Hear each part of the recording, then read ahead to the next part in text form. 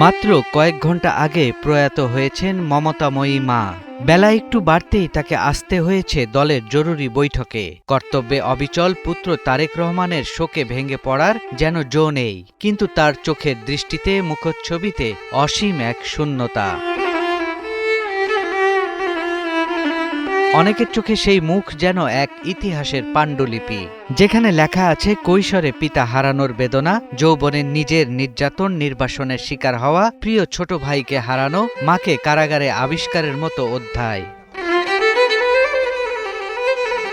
বিএনপির ভারপ্রাপ্ত চেয়ারম্যান তারেক রহমানের মলিন মুখায়বের ছবি দেখেই পড়ে ফেলা যায় ভেতরের শত বেদনার গল্প।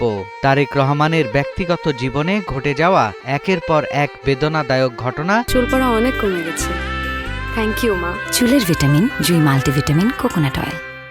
কেবল পারিবারিক ট্র্যাজেডি নয়, এর পেছনে তার এবং তার পরিবারের প্রতি রাজনৈতিক প্রতিহিংসার ছায়া স্পষ্ট। তারেক রহমান বাংলাদেশের অন্যতম প্রভাবশালী রাজনৈতিক পরিবারের সন্তান। তার পিতা সাবেক রাষ্ট্রপতি জিয়াউর রহমান ১৯৮১ সালে নিহত হন। তিনি হারান পিতাকে, পরিবার হারায় পরম নির্ভরতা। কৈশোরে পিতা হারানোর ক্ষত বয়ে বেড়াতে হয় সারা জীবন। পরবর্তী সময়ে তারেক রহমান নিজেও রাজনীতিতে সক্রিয় হন, তবে সেই পথ খুব একটা মসৃণ ছিল না। বিভিন্ন মামলার প্রেক্ষাপটে তাকে দেশের বাইরে অবস্থান করতে হয়। দীর্ঘদিন দেশের বাইরে থাকা, পরিবার থেকে বিচ্ছিন্নতা এবং রাজনৈতিক অনিশ্চয়তা তার ব্যক্তিগত জীবনে গভীর প্রভাব ফেলে বলে মনে করেন ঘনিষ্ঠরা।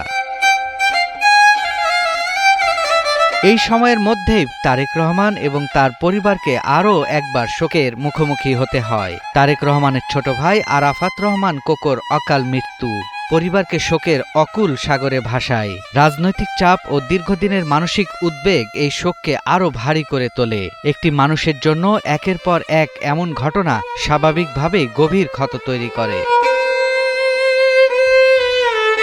দীর্ঘ ১৭ বছর নির্বাসন জীবন কাটিয়ে গত ২৫শে ডিসেম্বর দেশে ফিরেছেন তারেক রহমান। দেশে আসার মাত্র ৫ দিনের মাথায় মমতাময়ী মাকে হারালেন তিনি। পিতাকে হারিয়েছেন ৪৪ বছর আগে। মাঝের বছরগুলো কেটে গেছে শুধু সংগ্রামেই। মহা গুরুত্বপূর্ণ আরেকটি রাজনৈতিক লড়াইয়ের আগে মাকেও হারিয়ে ফেললেন তিনি। তারেক রহমানের জীবনের ঘটনা প্রবাহ বাংলাদেশের রাজনীতির উত্তাল ইতিহাসের সঙ্গে গভীরভাবে জড়িত। আজ তারেক রহমানের মলিন মুখ অনেকের কাছে শুধু একজন রাজনীতিবিদের প্রতিচ্ছবি নয়, বরং এটি সময়, একটি পরিবার এবং একটি দেশের রাজনৈতিক ঘাত প্রতিঘাতের নীরব সাক্ষ্য। সৈয়দ রাশিদুল, ৭১, ঢাকা।